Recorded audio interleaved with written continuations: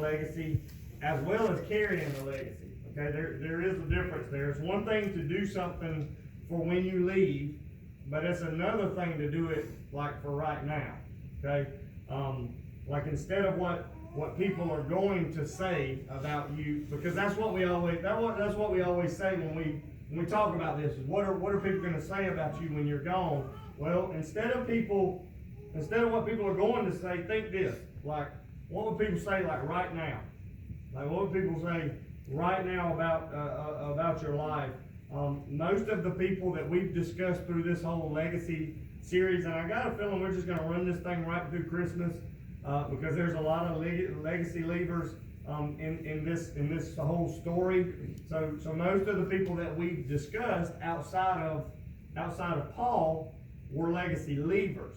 Okay, they had no idea that we'd be talking about them 2,000 years later based off of their faith, and even to some longer than that. But what we're going to look at now is legacy livers.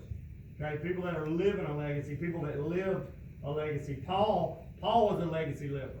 Okay, he even says to Timothy in the scripture that we talked about last week or the week before, he says, "Do what I do," is what he tells him.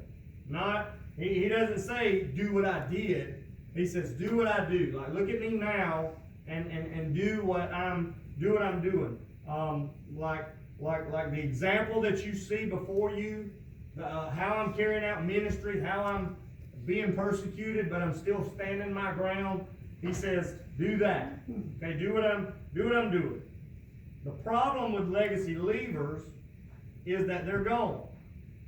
Okay? Now, I want you to connect with this. There's not a whole lot of negativity going on at a funeral. I mean, there's just not. I mean, all you're going to talk about is that person's legacy. You never hear anybody, even if the person, was like crazy, ridiculous, bad choice maker, may have never known the Lord, you still never hear anything negative. Nobody ever gets up at a funeral and says, "You know what, it's a good thing he's gone because he was ridiculous. He made poor decision after decision, and now we don't have to deal with it." Nobody ever says that. And I don't believe that you'll ever hear that. There's not a lot of negative being discussed. Legacy livers, people that are living a legacy, I gotta be careful when I say that because I think liver immediately when I say that. But to people that are living a legacy, it's a lot harder. I mean, it's a lot harder to carry it out because here's the big picture here. Your accusers don't always agree with your attempts to do things in Christ. They just don't. Like, everyone doesn't value your salvation. Okay, let's just check that one off, because I think we have a lot of Christians who are trying to gain acceptance of their salvation through people. Like, you got to believe that I'm saved. You got to believe it. Paul wasn't worried about that. Like, he was like, I do have a background, and I do have a story, and I do have problems, but that's not what I'm talking about. I'm here to talk about how God rescued me and how God changed me. And we're trying to sell our salvation to people. And when I say that, when I say everyone doesn't value salvation, this is what I mean. Like some people, listen, let's just everybody just look for me. Everybody just look at me. Some people are only ever going to see your failures. I mean, that's it. That's all some people are ever going to see. And that's it.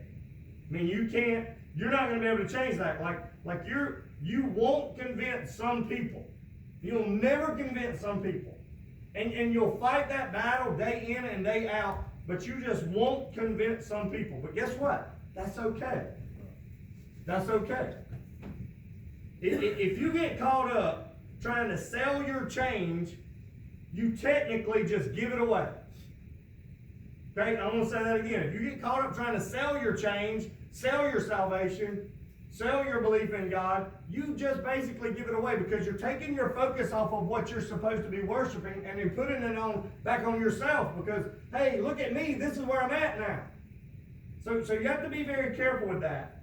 I'm not telling you to not share your change. Okay, I want to clear that up. I'm telling you to not get frustrated trying to make people believe in your legacy. When they come to terms, this is how I feel like. This is kind of my summary of that. When they come to terms with themselves, because that's ultimately what it's about. That's why they won't buy into yours, is because probably they have a problem with their own. Because as believers, we accept people, right? We accept people the way they are. Whether they're good or whether they're bad. We're all sinners and we all fall short. That's how we should be. But when they come to terms with themselves and where they are, guess what? They're going to be excited for you. They're going to be excited for you. Legacy, people living a legacy aren't concerned with opinions. Like legacy livers, they know it's coming. But they know they're going to face hardship. They know they're going to face strife. They know that. I'll say it like this. Legacy livers don't use God time for gossip time. We don't use time that we need to be investing into God to pour into gossip. Paul said, do what I do. Timothy, not recorded like anything. There's not a lot of dialogue in what they say. But I'm sure he thought, what about who you were? Like how are you selling that? Like how are you convincing people?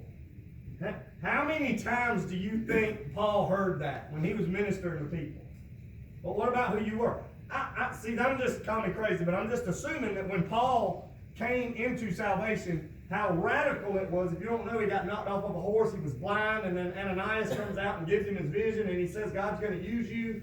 And the same God that you've been, he basically says it like this, the same God that you've been persecuting, the people that believe in him, that same God is going to use you to change the kingdom. And pretty much all of eternity. Because here we sit years after his ministry, and we're still preaching Paul's points and Paul's life. But how many times do you think Paul heard that? Well, what about who you were?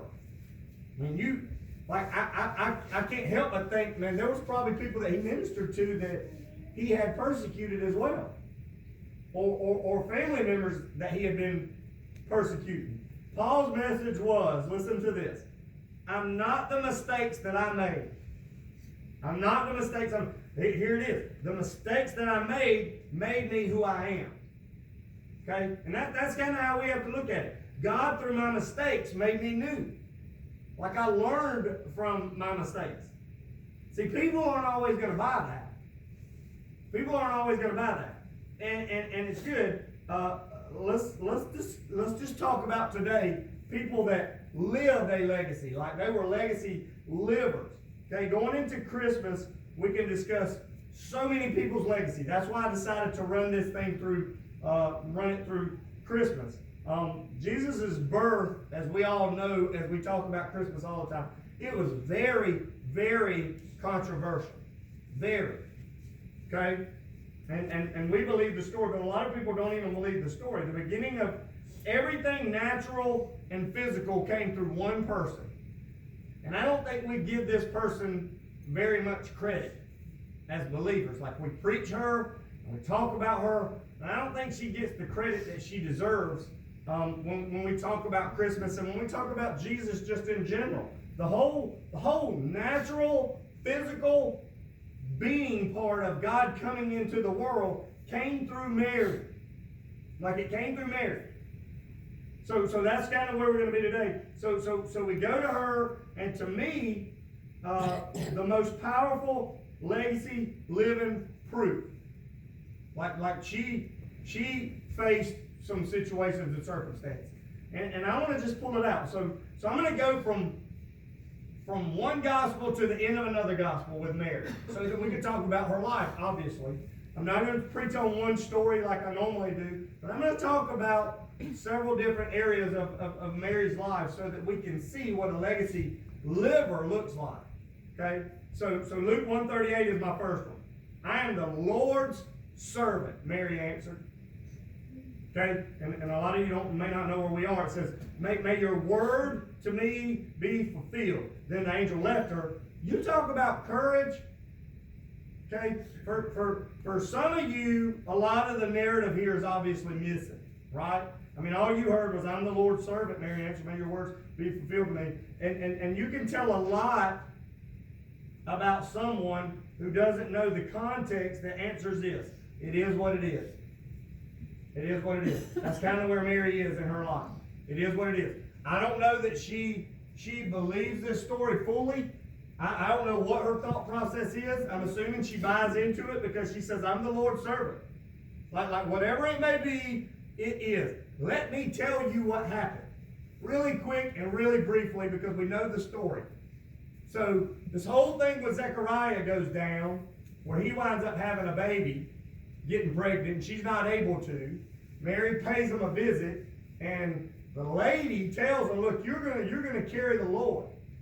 Okay, kind of like a prophecy type deal. And she goes back, and this angel comes and sees Mary. And this is what she says. This is what he says. He says, you know, I'm coming to you with some news. And she's afraid at first. You know why she's afraid?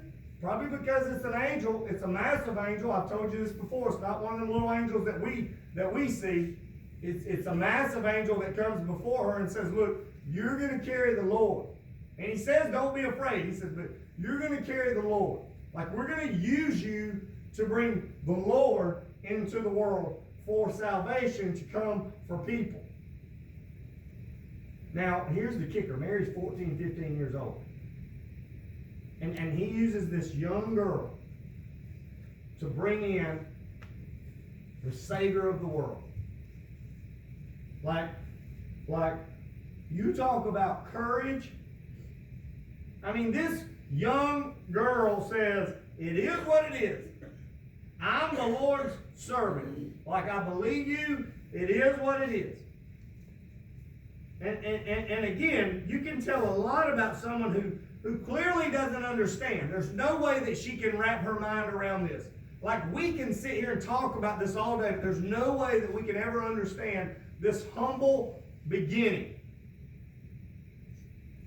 And you can tell a lot about someone who clearly doesn't understand what's happening, but decides to jump in and fall under one thing: trust. Not sure what's going on. Like, I'm not sure what's going on in your life. Like, maybe you don't understand why you're facing some certain circumstances. You don't understand the details of it, but you have come under salvation. So that should lead you to live a life of courage and say, you know what? I trust that if I make the right choices, that God's going to put me where I need to be. Regardless of what I lose, regardless of what happens, regardless of what I face, regardless of what obstacles are there, if I'm under a life of believing in God and I trust Him, I'm going to just go with it. And that's where Mary is. I think you can tell a lot about someone who doesn't weigh the cost. There's not a lot of dialogue here. Like me, I just want to tell you, if the Lord comes to me and says, look, this is what's going to happen, we're going to use you to carry the Lord. First off, I'm going to be like, oh, wait a minute.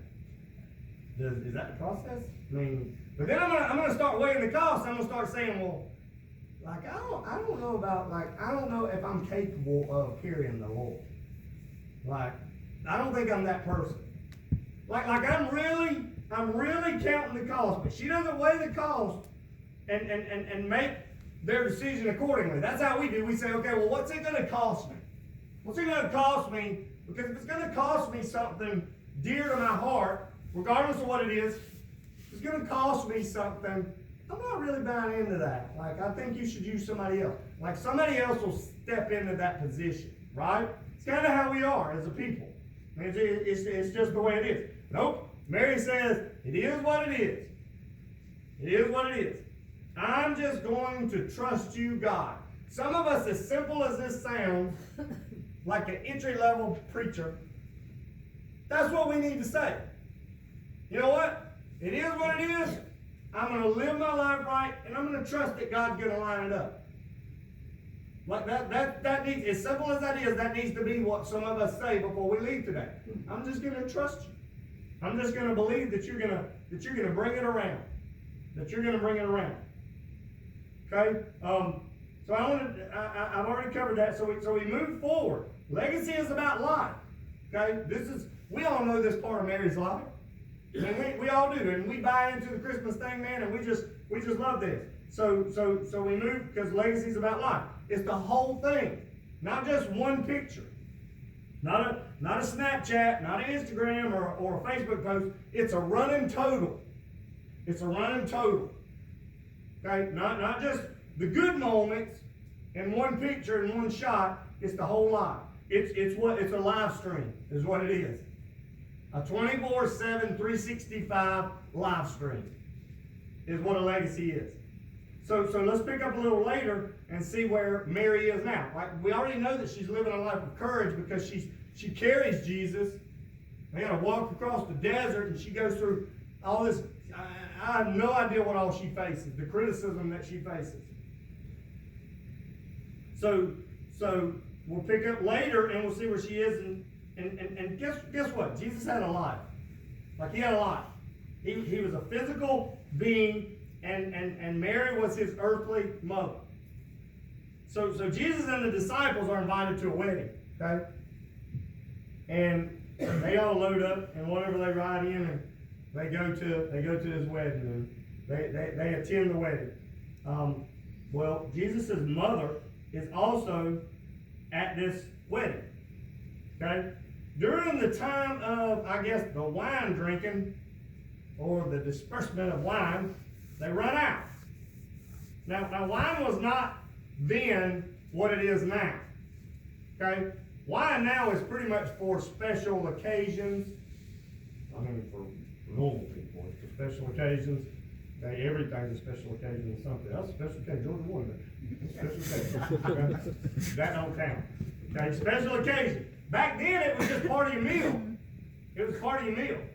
Okay, and it says here that Jesus' mother at one point looks up at her son and says this. Okay, they're out of wine.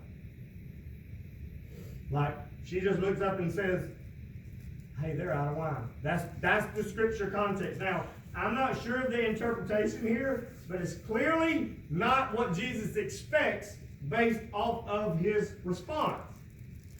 Because he calls her, he don't call her mama, he calls her woman. And he says, woman, why do you involve me? So it's not what he expected, and this is what I think. This is my interpretation. It's not the commentary. This is what I think. Mary knew the expectation of Jesus. She knew and she believed what he could do. She believed him. I mean, she's already faced some tough roads, some tough obstacles in life. She's already been through a lot. So she knows the expectation. She was ready to see it. I don't know if she said it with a smile and said, hey, they're out of wine. And she just knew he could do something with this. But I'll say this, she clearly believed that Jesus could provide for this need.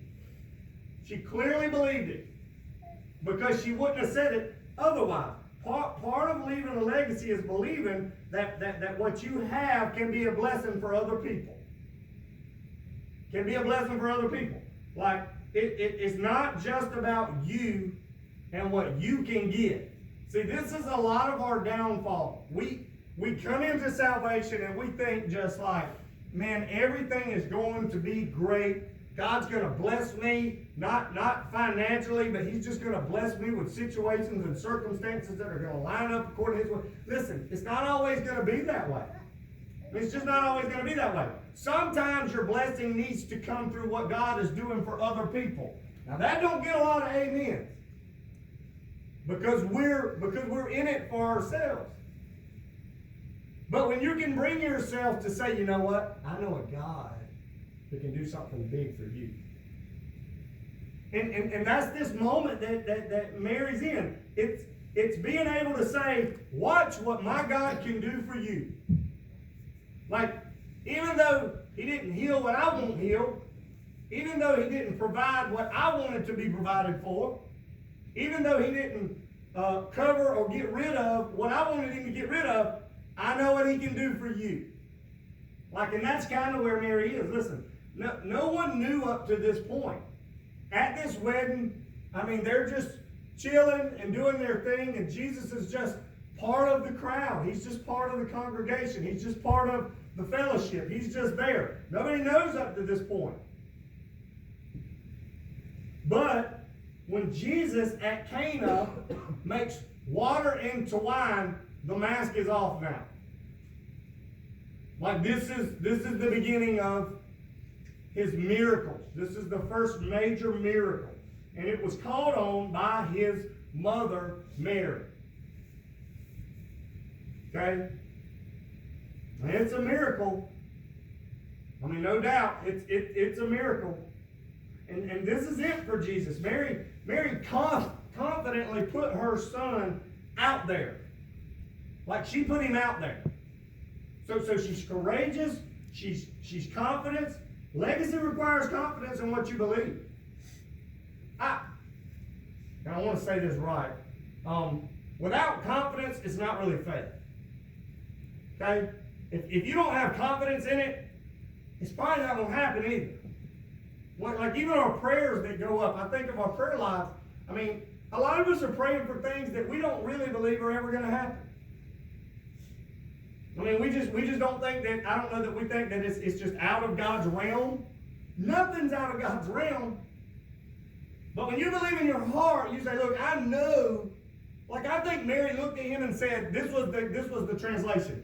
I know you can change water into wine. Like I'm expecting you right now to change that water into that wine because of who you are. Like I don't know if we go to God like that in prayer. That's confident. Knowing that God can do something.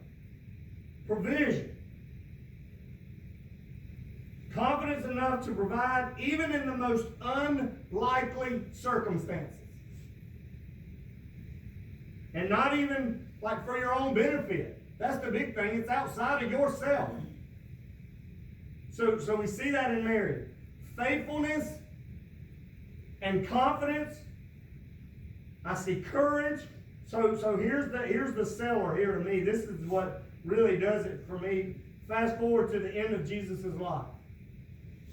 Like John 19:25 says so much, but I want you to, if you have your Bible, if you don't, I just want you to just ingrain it in your brain. I want you to underline this line. It's 8 words. 8 words that sum up our biggest characteristic.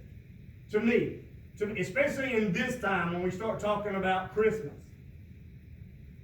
Now here it is. Near the cross of Jesus stood his mother. That's it.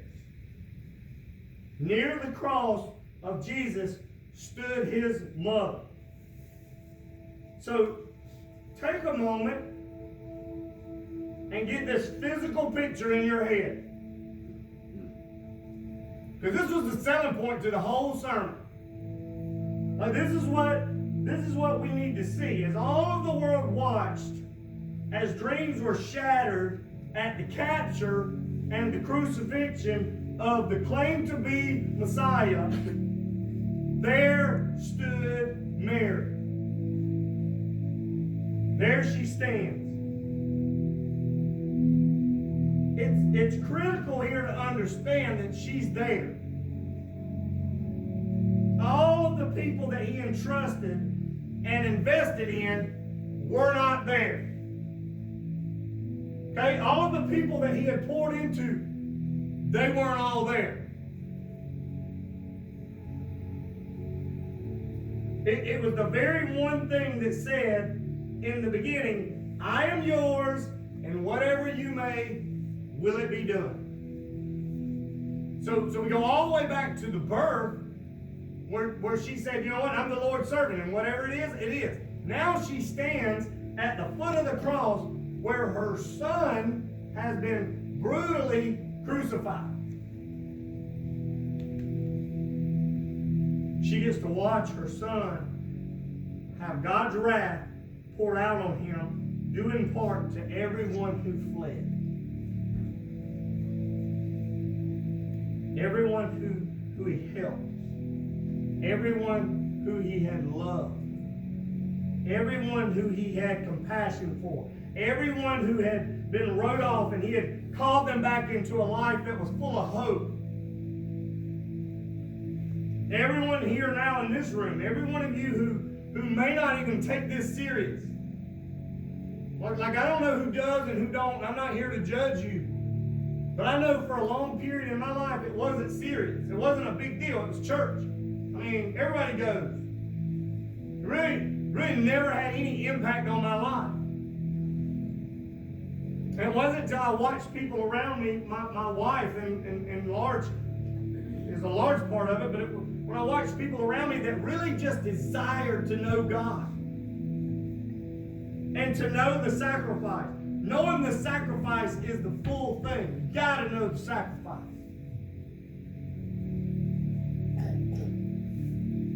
Like it's just, for us, it's just a casual showing up on one day that we promised to the Lord. Like I just want to preach that for a moment. It's just a casual day. It's just 11 o'clock on Sunday. I can give that. Like I can do that. And just as soon as this is over, guess what? My agenda is going to come back to the front. Nothing's going to change.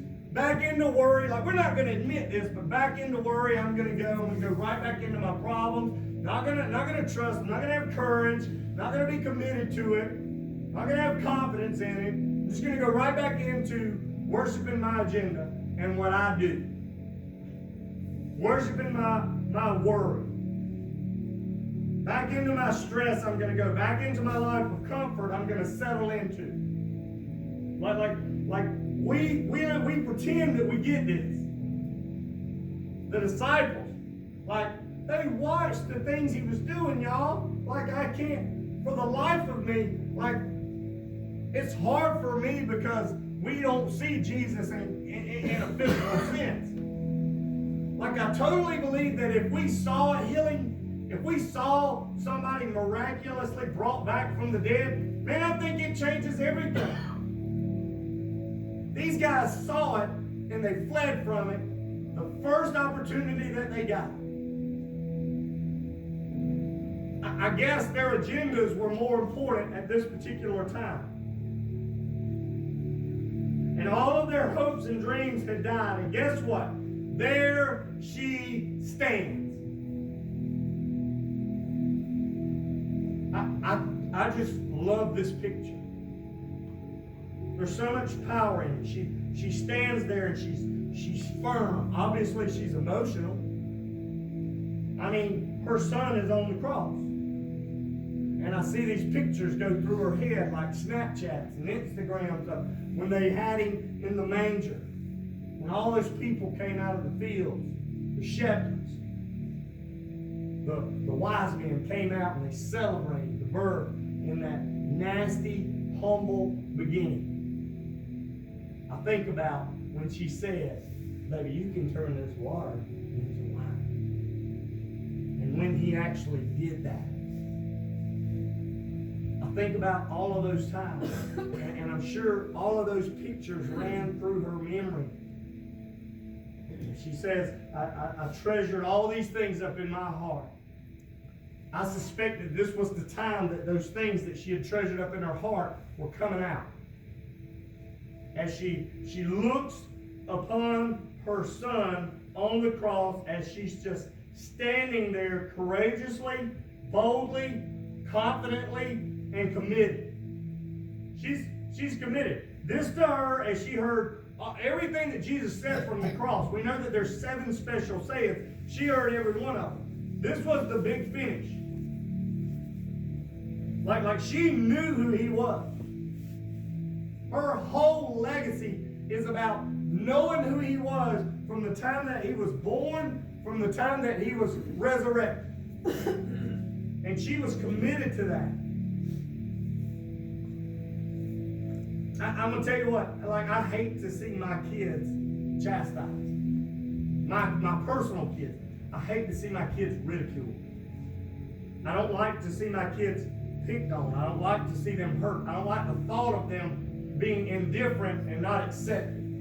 Like, you know what I mean? As a father or mother, like, you worry about your kids in certain areas and them not being, like, them being hurt.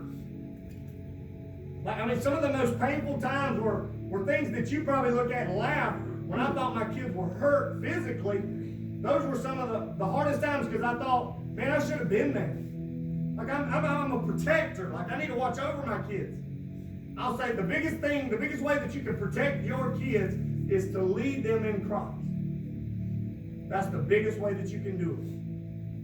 You cannot keep your kids from making bad choices and bad decisions. You can. But you can lead them to Christ. And ultimately, it is what it is, and they'll see it through. But the reason I say that is like I hate to see my kids hurt. She's standing at the foot of the worst way to go out. And there hangs her son. And we don't celebrate this at Christmas. Like, what the freak can we do? No, we don't talk about the cross. It's about the manger and the entry. The very reason we're able to celebrate the manger is because of the cross. Had there not been a cross, there would have probably not been any discussion about a manger. Had there not been an empty tomb, we wouldn't be celebrating Christmas. And we have to have Easter in order to have Christmas. But it's kind of like on the tombstone, like the beginning date and the end date are not the important dates. Listen, Christmas and Easter, as good as they are, that's not the important dates. What about everything in between? What are we doing in between? What are we doing today? Like my question is, and I'm not judging it, but why are we only 40 strong today? What's the difference in today and last Sunday and the Sunday before and the Sunday before and the Sunday before? And I'm not preaching for numbers. I'm preaching for compassion. I'm preaching for commitment. Like, what do we truly believe? What are we truly giving in our life? Like, I need to get back to this thing. Like, I hate to see him hurt, and she stands there as he's dying, and he's saying all these things. And I know at the end of this statement, he actually says, you know, John, this is now your mother, this is now your son. But I can't give it over the fact that she's there. Because that's how mothers are. That's how mothers are. She's there. She has to carry and raise the long-awaited Messiah. Like her life is one of unexpected turns. I mean, we look back at the life of Mary, it's nothing but unexpected turns. Unexpected expectations. Like she was 15, just doing what 15-year-olds do at that time. Now she has, I don't really want to say a burden because it's Jesus, but now she's got to carry a baby. Not only that, she has to explain to everyone, look, I haven't done anything to have a baby. It's just this Lord, an angel came to me and put it in me. Like that's the story that I'm sticking to. Like, now ain't nobody believing that. Now ain't nobody believing that story. So she has to live with that story. So obviously she faced all kinds of persecution. She faced unexpected criticism. She faced gossip. She faced it all. And she's done everything right. Like, I can't help but get excited about it. And now she has to carry and raise the long-awaited Messiah. Mary's legacy, to me, is so underappreciated. We don't talk about her enough. It's so overwhelmingly significant. Like, she's so faithful. She's so confident. She's so courageous in her life. But she sits back. It's never about Mary, is it? Nope. It's all about him. 3 characteristics that I'll sum up, and then we'll go into an invitation going into this Christmas time. Three characteristics that we sum up today. 1, courage to do something now. You got to have courage to do something right now. Like, some of us don't have the courage to walk to the altar. I'm not trying to encourage you to do it. I'm just saying, some of us just don't have that courage. Some of us don't have the courage to ask from where we are. To do it now. To say, you know what? Now is the day. Like, I am the Lord's servant. Whatever it is, it is. Second thing is confidence that God will not only give to you, but will do for others, probably ahead of you. You know how big it is to pray for somebody ahead of your needs? Like to not begin your prayer, Lord, thank you for blessing me. I just pray, God, that you continue to bless me and watch over me. And, oh yeah, don't forget about so-and-so. To be able to take your needs and your wants and put them on the bottom and lift everybody else up. I've said it many times, I'll say it again. I've never prayed for somebody, I've never did anything for somebody and went back to my wife and my kids and said, you know what? That was stupid. I wish I would help those people. We gotta be careful with that.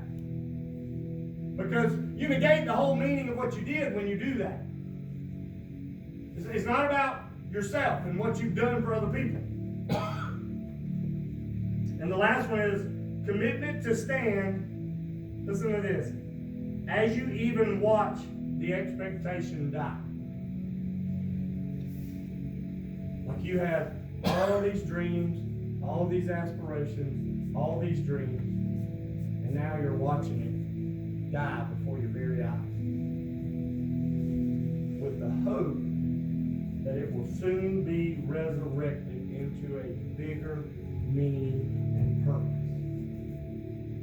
She's standing there, but I can't help but smile thinking that she's also thinking, you know, in 3 days, I'm going to see him again. Like I get chill bumps thinking about in 3 days. Like I'm emotional because I'm watching him suffer now at the hands of these Roman soldiers who he has clearly said it's not their fault. You know, where does he get that from? Where is he able to say, you know what, even though they're hurting me and they're persecuting me, it's not their fault. Father, forgive them, for they know not what they do. Guess what? We were in that body too. And Mary's there, and she's like, wow, my son's suffering at the faith of these people who don't even believe, and they've persecuted him. But there's coming a day when I'm going to see him again. Guess what? There's coming a day when you're going to see him again. In all of his glory, in all of his majesty, in all of his honor. Where are you going to be in your legacy living opportunity? Some people say it's never too late. It is. In my opinion, is if it hasn't happened already, it needs to happen now. Like right now, we need to buy into this. So I'm going to ask Payne if he would play our song of invitation, and it couldn't be more fitting for this time that we're in. Okay? As we talk about Mary and we go into this Christmas season, I want us all to be courageous. I want us all to be confident, and I want us all to be committed. The big thing is being committed. Even though things may not play out the way you want them to play out, just know that God is God, and He's going to make things line up. So I'm going to ask everybody, if you would, just close your eyes and just bow your head and just allow yourself to be lost in this moment.